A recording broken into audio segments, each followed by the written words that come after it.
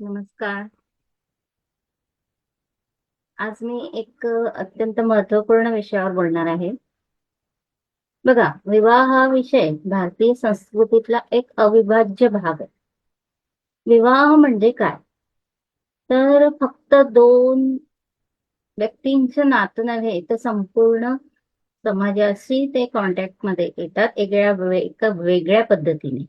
त्याचबरोबर विवाहासोबत दोन कुटुंब एकत्र येतात. तर आपल्या पारंपरिक पद्धतीमध्ये आपण 36 गुणांचा विचार केलेला होता. तर 36 गुणांचा विचार करताना आपण आपल्या ऋषीमुनींनी खूप छान आणि विचारपूर्वक वर्ण ते नाडी विचार केलेला होता आणि ते खरोखरच योग्यही होतं आणि वैवाहिक जीवनासाठी आवश्यक गोष्टी त्या होतात की ज्या आपल्याला बघणं आवश्यक होतं.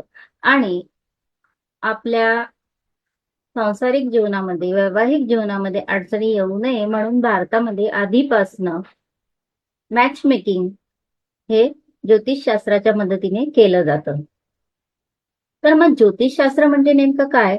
तर ज्योतिषशास्त्र म्हणजे एखाद्याचं भविष्य सांगणं, पास्ट सांगणं अशा गोष्टी नव्हे, तर ज्योतिषशास्त्र म्हणजे तुमच्या जीवनामध्ये सकारात्मकता आणणे. तर याच दृष्टिकोनातून Abhijit Pratishthan, the institute of destiny, Mulund येथे एक आर्ट ऑफ मॅच मेकिंग घेण्यात येणार आहे. 27 मार्च पासून 29 मार्च पर्यंत 3 दिवसीय हे वर्कशॉप असणार आहे. तर आता मॅच मेकिंग इथं कशा पद्धतीने घेतलं जातं?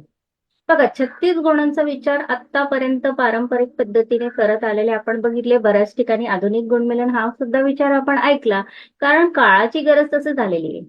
आधीच्या काळामध्ये विवाह करताना एक घरंदाज सून हवी असायची, जी संस्कारांनी संपूर्ण असायला हवी. घरातले संस्कार सांभाळणे, खाण्यापिण्याची व्यवस्थित सोय करणे, घरातल्यांना सांभाळून घेणे, हा सेवाभाव आणि घराला समृद्धी आणण्याची वृत्ती आणि घरात लक्ष्मीप्रमाणे वावरणारी एक सून घरात हवी असायची. आणि जावई म्हणजे जोडीदार मुलीला हवा असायचा, तो तिला आनंदात ठेवणारा, एक मानसिक सुख देणारा आणि सर्व सुखसोयी देणारा. आणि याच्याकडून पुढची अपेक्षा म्हणजे संतती असायला हवी, तेव्हा कुटुंबाची वृद्धी होणार. तर या गोष्टीचा आजही विचार केलाच जातो. पण आजच्या बदलच्या काळानुसार व्यक्तीची प्रायोरिटी ही बदलते. आजची स्त्री शिकलेली आहे. मुलांनाही शिकलेली आणि नोकरी करणारी स्त्री हवी आहे. तसं काळाची गरजही आहे. एका व्यक्तीच्या उत्पन्नावर आजचा काळात भागत नाही, हे प्रत्येकांनाच कळतं. त्याचबरोबर दोघांना बरोबरीचे हवे असतात. एवढंच नाही तर आजचे जोडीदार हे सज्ञान असतात, मॅच्युअर असतात. त्यानुसार त्यांच्या प्रायोरिटीज बदललेल्या आहेत. आजच्या काळामध्ये दोघांनाही आपल्या खांद्याला खांदा लावून आणि बरोबरीने सांसारिक जबाबदाऱ्या आनंदाने स्वीकारणारे, एकमेकाला मानसिक सुख देणारे असे जोडीदार हवे असतात. महत्वाचा मुद्दा म्हणजे मी असं म्हणेल की पूर्वी घरात लक्ष्मीप्रमाणे नांदणारी पत्नी, सून हवी असायची. तर आजच्या काळामध्ये एक चांगली मैत्रीण हवी असते, एक चांगली प्रियसी हवी असते, एक सुंदर असं नातं जे सुख दुःखात नेहमी संघर्षात साथ देतं, असं वैवाहिक जीवनाचं नातं जे भारतीय संस्कृतीमध्ये नांदत आलेलं आहे, त्या नात्याला आज बदलत्या काळानुसार बऱ्याच प्रायोरिटी बदललेल्या आहेत. आणि ती महत्वाची प्रायोरिटी म्हणजे आजचा पुरुष जेव्हा जगात वावरतो, तेव्हा त्याला बाहेरच्या जगात अनेक प्रकारच्या स्त्रिया बघायला मिळतात. मग त्यातल्या काही गोष्टींच्या अपेक्षा तो आपल्या जोडीदाराकडून ठेवत असतो. आणि आजची स्त्री सुद्धा बाहेर पडलेली आहे आणि म्हणून ती सुद्धा बाहेरच्या जगामध्ये बऱ्याच गोष्टी बघत असते आणि तिच्या जोडीदारात त्या शोधत असते. तर त्या दोघांनाही त्या गोष्टीही एकमेकाच्या पूर्ण करायच्या असतात. मग आता ज्योतिषशास्त्र यात कसं मदत करणार? बघा, आपण 36 गुणांच्या कुंडलीचा तर विचार केलाच, पण त्याचबरोबर जेव्हा आपण पुढचा विचार करण्यास अधिक जरूर आहे. तसंच कधी कधी असं होतं की चांगल्या प्रकारे गुणमेलन झालेलं आहे, एकापेक्षा अधिक स्थळ आपल्याकडे आलेले आहे, किंवा आपल्या जातकाकडे आलेला आहे, तर मग त्याला आपण कशा पद्धतीने हेल्प करायला हवी, जेणेकरून त्याला पुढच्या आयुष्यात प्रॉब्लेम येता कामा नये.